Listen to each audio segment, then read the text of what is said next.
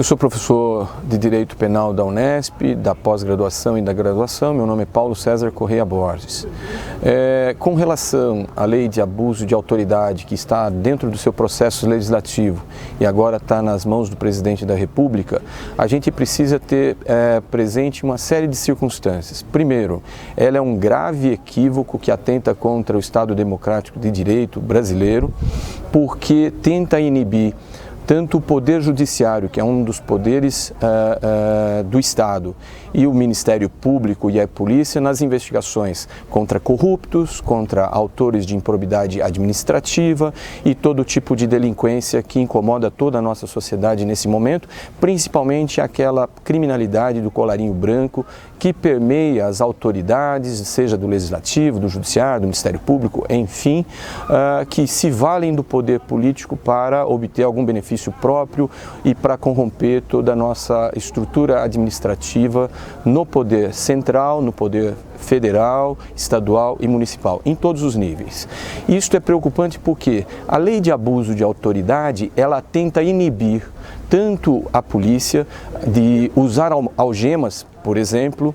Será crime se usar algemas e, porventura, o juiz, o promotor, na audiência de custódia, entender que as algemas eram desnecessárias? Isto, nesta lei, está caracterizada como crime. A preocupação não é com o delinquente, que todos os dias são levados aos fóruns. A preocupação é pôr algema em quem tem colarinho branco e, muitas vezes, detém poder político ou econômico.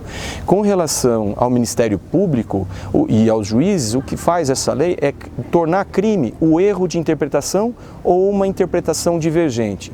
E isso é importante a gente entender como um caso, por exemplo, em que um promotor recebe uma denúncia contra um prefeito ou um procurador contra o governador, contra um deputado, contra um senador, e entende de pedir diligências como escuta telefônica, como buscas e apreensão, e isto é deferido pelo juiz.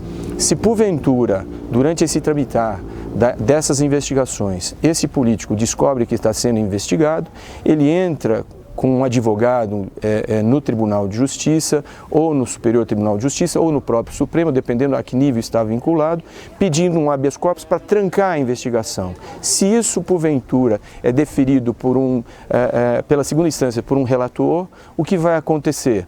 O juiz e o promotor cometeram um crime de abuso de autoridade, segundo esta lei.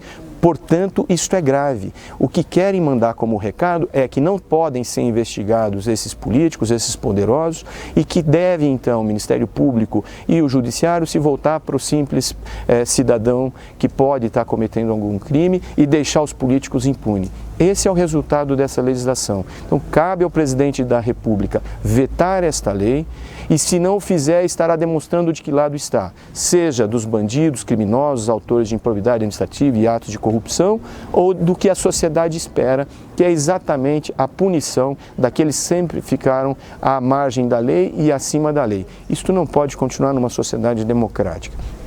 Portanto, eu acredito, dentro desse cenário, se porventura o presidente não fizer sua parte, outras vias de freios e contrapesos previstos na Constituição, como, por exemplo, a ação direta de inconstitucionalidade por cercear a atividade do próprio Judiciário, do Ministério Público e da Polícia, pois nós temos o direito à segurança pública previsto na Constituição, no artigo 144, no artigo 127 em relação ao Ministério Público e toda a estruturação do Judiciário nos artigos referentes ao Poder Judiciário, nós estaremos afrontando o exercício dessas funções. Bom, então eu acredito que a sociedade toda deve se mobilizar nesse momento de processo democrático, deve mostrar ao presidente da República que ele foi eleito para combater essa criminalidade, essa corrupção e vetar essa lei. Não resta alternativa, vetar totalmente esta lei esdrúxula e sim, num debate amplo, ao invés de como foi a sessão que aprovou essa lei rapidamente em questão de minutos, debater com a sociedade, debater com a população e com os congressistas para que seja feita uma lei que alcance a todas as pessoas, não só a polícia, o Ministério Público e o Judiciário. Isto é um desvio de finalidade, é um abuso do poder legislativo que foi cometido.